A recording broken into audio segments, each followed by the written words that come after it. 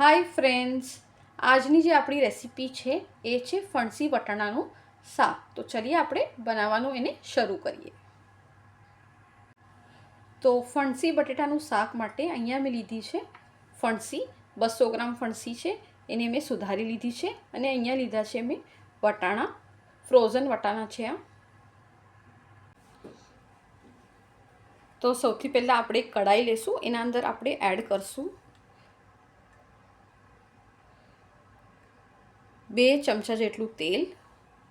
2 થી 2.5 ચમચા જેટલું તેલ જશે આમાં. તેલ જેવું જ ગરમ થાય આપણે એમાં નાખશું સૌથી પહેલાં રાઈના દાણા 1/2 ચમચી. હવે એમાં નાખશું આપણે લીલા લીમડાના પાન, મીઠા લીમડાના પાન 7 થી 8 નંગ. હવે એમાં આપણે એડ કરશું લીલા મરચાં 2 નંગ અને 1/2 ઇંચ આદુનો ટુકડો, જેને મેં ગ્રેટરથી ગ્રેટ કરી લીધું છે. એને આપણે એડ કરશું અને સ્લો ફ્લેમ પર એને સાતળી લેશું 2 થી 3 મિનિટ માટે. આવી રીતે ચલાવતો રહેવાનું છે આપણે, આ રીતેથી.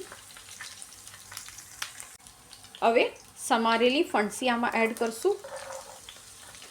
સૌથી પ્રથમ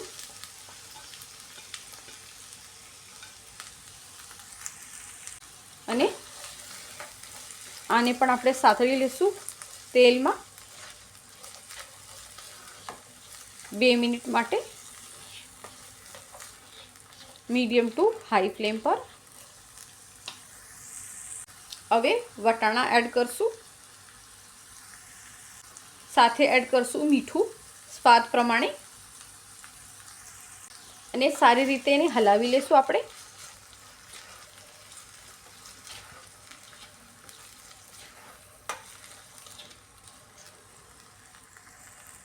હવે આના ઉપર આપણે ઢાંકશું ઢાંકણું અને એને 3 થી 4 મિનિટ માટે સ્લો ફ્લેમ પર એને ચડવા દેશું.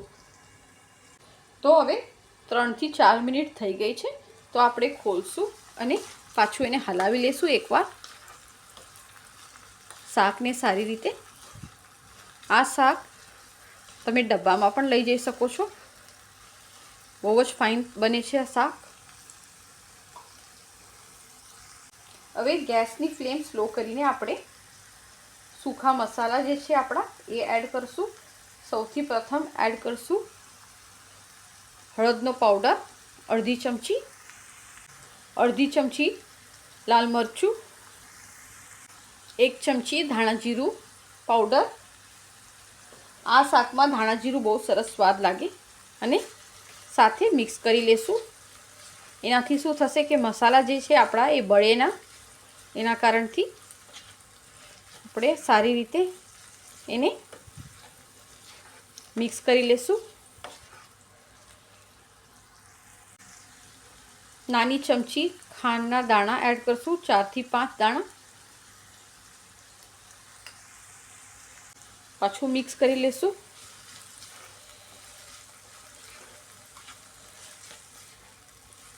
ખાંડના દાણા એડ કરવાથી એનો કલર બહુ સરસ આવે છે શાકમાં.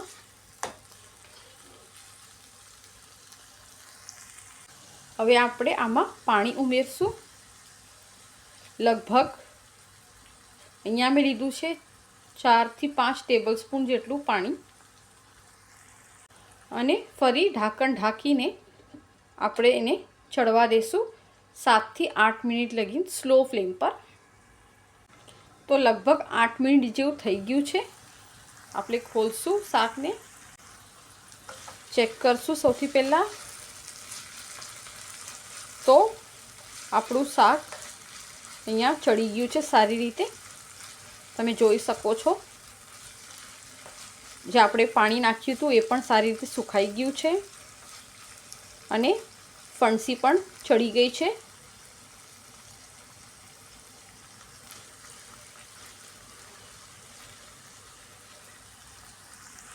હવે ફ્લેમને હાઈ કરીને એના ઉપર થોડીસી કોથમીર આપણે ભભરાવશું, બારીક કાપેલી. અને ફરી એકવાર એને મિક્સ કરી લેશું.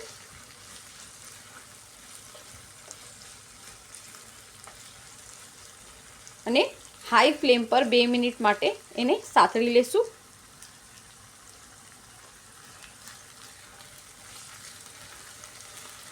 સારી રીતે હલાવતા રહેવાનું છે આપણે, નહીં તો શાક આપણું મસાલા બધા બળી જશે. એટલે 2 મિનિટ માટે આ રીતેથી તો આપણું ફણસી અને વટાણાનું શાક રેડી છે અહીંયા. તો આ રીતે જરૂર ટ્રાય કરો ફણસીનું અને વટાણાનું શાક. સૂકું શાક છે આ. તમે એને ડબ્બામાં પણ બનાવી શકો છો. છોકરાઓને પણ ભાવે એવું ફણસી વટાણાનું આ સૂકું શાક છે.